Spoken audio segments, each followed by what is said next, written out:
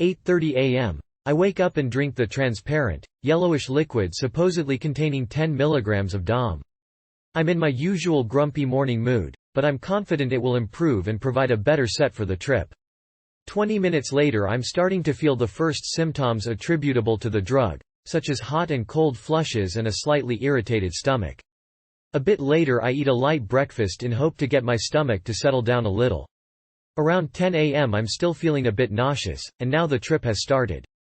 Moving and transforming patterns on the walls and in the ceiling, multi-dimensional and brightly colored. My thoughts are a bit drifty, I can only focus on one thought for a short moment, and my hands are a bit shaky when I try to take a few notes. I'm feeling quite positive and confident, however. My fingertips feel a bit numb, more so than with other psychedelic non-amphetamines. Not sure that I'm particularly fond of that. I put on some music and hop into the bathtub. I spend about 45 minutes philosophing and digging the music.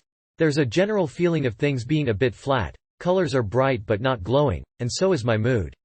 It's more of a content feeling, being satisfied rather than euphoric. Sometimes I almost forget that I've taken a drug, as there is little interest in the visual and other superficial elements, more on the essence. Around 11:30 a.m. I decide it's time to go out. It's really sunny outside, but the air's a bit stuffy. The weather forecast says there will be a thunderstorm tonight. I figure I better enjoy the sunshine while I can. I take my bike and go for a ride around one of the lakes, pass a beach, and as I look at the people there's one kid who seems to stares at me who kind of looks like an owl. I'm getting the giggles, and after that everyone is looking like an owl.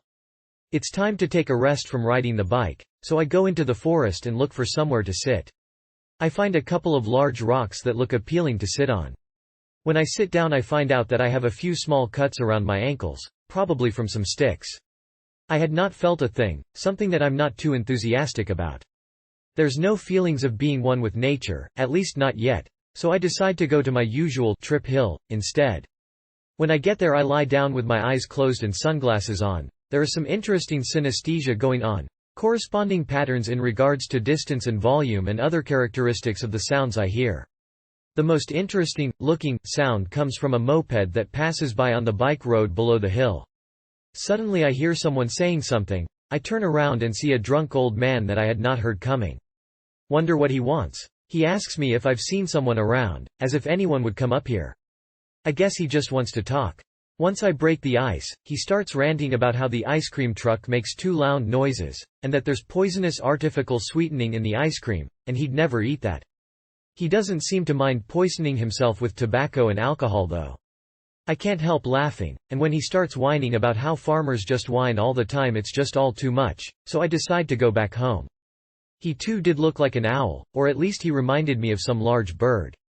1:30 p.m. Back home and I lie down, relax and listen to some music for the next few hours.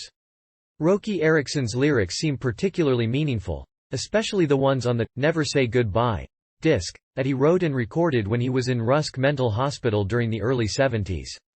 3:30 p.m. I feel involuntarily back to normal at times. The self-exploratory head tripping is over with, replaced with a more contemplative state of mind. Around 6:30 p.m. I decide to go out again for an evening swim in the river, a 15-minute bike ride away from home. Stay away from heavy traffic as usual, take the interesting bike roads through cozy forests and other places. Spend a few hours at the beach, enjoying the rather cold, but refreshing water. I'm almost alone, and it's a really beautiful scenery with the sun glittering in the water and the pine forest I had to go through to get to the beach. I'm really close to baseline, even though there's still some swirly patterns with my eyes closed. There's some dark clouds in the sky and I get back home right before the thunderstorm starts. The cozy, thunderstorm atmosphere is augmented with some spooky and melancholic music. The feeling of being just slightly off baseline tapers off during the next 6 hours or so, and I fall asleep around 5 a.m. Conclusion. My subjective experience is that Dom differs a bit from Dob in ways such as being a bit more gentle, not as pushy and less numbing. It might be a case of better set and setting, but I still think the small difference in molecular structure played at least a small part. For me it seems like Dob and 2CB have a bit more of a slightly stoned, drowsy feel compared to Dom and 2CT2. Another thing that I can't really be sure of is the absence of muscle stiffness and aches in the end of the trip, something there was lots of in the end of the Dob trip.